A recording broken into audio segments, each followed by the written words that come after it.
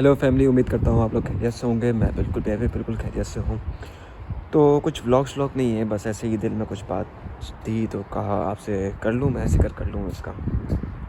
तो यार बात कुछ ऐसी है कि हम जो लोग हैं, हम बहुत कंप्लेन करते हैं कि हमारे पॉलिटिशियंस जो हैं वो अपने लोगों का नहीं सोचते, सिर्फ अपने पैसों का सोचते हैं, अपनी पावर का सोचते हैं, सब कुछ ऐसा है। तो हम जो खुद लोग हैं, क्या हम सोचते हैं जो हमारे कमज़ोर लोग हैं, हम भी तो उनका नहीं सोचते। हम तो ढूंढते हैं कि कमज़ोर मिल जाए तो यार उस पर थोड़ा जुल्म कर लें या कुछ उसका फ़ायदा उठा लें उसकी कमज़ोरी का।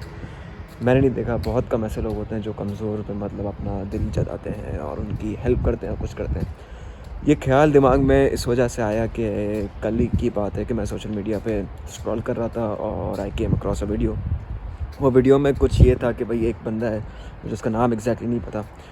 तो 3 साल की उम्र में ये हुआ कि एक सिलेंडर का धमाका हुआ। उस सिलेंडर की आग में वो ऐसे उलझ गए कि उनका मुंह, उनका जिस्म और उंगलियां वगैरह पिघल गई। मतलब मुंह जल गया, जिस्म जल गया और उंगलियां पिघल गई। मैं उस वो वीडियो का लिंक जो है मेंशन कर दूंगा तो आपको ज़्यादा बेहतर समझ में आएगा। अब वो बंदा का जब ऐसा हाल हो गया तो कुछ 3 साल की उम्र में उनके साथ ऐसा हुआ था। तो उन्होंने थोड़ा बहुत अपना इलाज वो करवा सके। फिर जब वो दोबारा स्कूल गए तो स्कूल में ये हुआ कि स्कूल से उनको निकाल दिया गया। वजह क्या दी कि यार आप स्कूल में होगे तो आपको देख के बाकी जो पढ़ने वाले बच्चे हैं वो डरेंगे। ये इस वजह पे, इस रीज़न पे उन्होंने उसको स्कूल से निकाल दिया। वो बंदा जिसके पास कमाने को नहीं है इतना, जिसके घर में इतनी आमदनी नहीं है, उसके पास पढ़ाई एक ज़रिया था, वो भी ज़रिया ख़त्म कर दिया। फिर कुछ टाइम बाद ये कि जब वो जॉब ढूंढ रहे थे तो ये हुआ कि एक खातून थी, पता नहीं कौन खातून थी वो, उन्होंने उनको प्रॉमिस किया और गारंटी दी मैं आपको जॉब लगवा के दूँगी। और उन्होंने उस जगह बुलवाया। जब वो बंदा उस जगह गया तो उस जगह पे जाने के बाद में, उसको बुलाने के बाद उससे कहा गया कि हम आपको नहीं रख सकते क्योंकि आपकी वजह से हमारी कस्टमर्स जो है वो ख़राब होंगे। मतलब कस्टमर रिलेशनशिप, कस्टमर्स बिल्डिंग जो है वो ख़त्म हो जाएगी अगर आप हमारे यहाँ पे सेल्समैन आ गए तो वो बंदा जो ज़रूरतमंद था उस वक्त, हमने क्या किया, हमने नहीं देखा कि उसकी ज़रूरत क्या है, हमने कुछ नहीं देखा, हमने अपना मतलब रखा और उसको कोई अपॉर्चुनिटी नहीं दी। ऐसे तो हम लोग हैं। और साथ ही साथ एक और बात मेरे दिमाग में आती है कि यार जब हम मस्जिद में होते हैं, मस्जिद में कोई बंदा ऐसा होता है, कोई गरीब जो मस्जिद में मतलब जैसे सलाम फेरते हैं, फिर वो ऐलान करते हैं कि मेरी ये फ़ला फ़ला परेशानी है, मैं उम्मीद करता हूँ आप मेरी कुछ मदद कर देंगे। फिर उसमें कुछ आते हैं बुज़ुर्ग लोग, वो चीख चिल्ला के उनको ज़लील करके बोलते हैं कि यहाँ पे नहीं मांगो, बाहर हो जाओ, ये वगैरह वगैरह इस तरह करते हैं।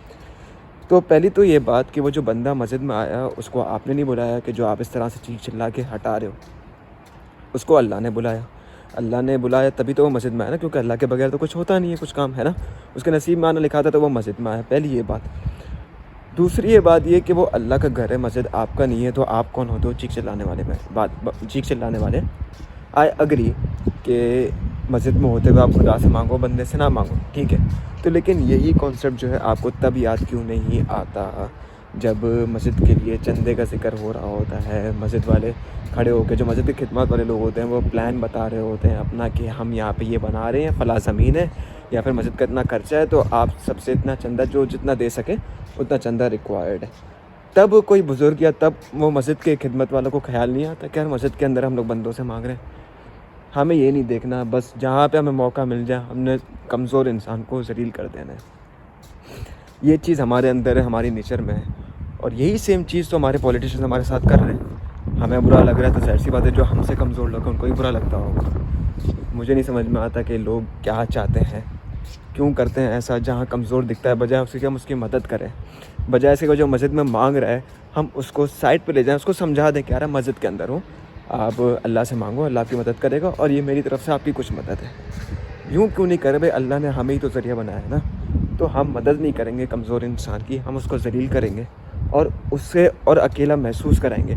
मतलब आप खुद सोचें कि यार वो अगर बंदा मुसलमान है और वो इस कमज़ोरी में है तो वो तो शिकायत करेगा ना अल्लाह से कि अल्लाह तूने मुझे कमज़ोरी में डाल दिया, अब मेरे पास कोई मददगार भी नहीं है, तू कोई मदद भेज। तो उसके साथ वैसे ही बुरा हो रहा, आपने और बुरा किया उसके साथ। तो मुझे नहीं समझ में आता। फिर ये लोगों का जो एक ट्रेंड चलता रहता है कि वो मासिया रखते हैं अपने साथ, नौकरानियाँ रखते हैं अपने साथ, जिनको वो जगह जगह लेके जाते हैं। उनके हाथ में सामान थमा दिया, उनके हाथ में अपना बच्चा थमा दिया, खाने बैठते तो उनको याद नहीं किया जाता। ये कहाँ का ट्रेंड, कहाँ का फ़ैशन है, मुझे समझ नहीं आता। मतलब वो भी एक कमज़ोर है, उनको अपनी फैमिली में इन्वॉल्व क्यों नहीं करते? जब अपने फैमिली वालों को उनके हाथ में दे रहे हो, अपना सारा बोझ उनके हाथ में दे रहे हो, तो उन्हें इन्वॉल्व क्यों नहीं कर सकते अपने साथ? तो ये जब तक बदलेगा नहीं, मुझे नहीं लगता कि हमसे पॉलिटिशियन से एक्सपेक्ट करें कि वो बदल जाए। वो तो मैं उनकी फ़ेवर में कुछ नहीं कह रहा। ऐसा नहीं कि मैं अगर ये बात कर रहा हूँ तो मैं उनकी फ़ेवर में हूँ, मैं पसंद करता हूँ जो भी आज पार्टी चल रही है, शहबाज शरीफ, नवाज़ शरीफ, व्हाट्सएवर, ऐसा हरगिज़ नहीं है। लेकिन बात ये है कि हमें खुद को ही बदलना होगा, कुछ चीज़ रियलाइज़ करनी होगी। अगर हम बदलेंगे तो शायद कुछ बदलाव ज़रूर आएगा।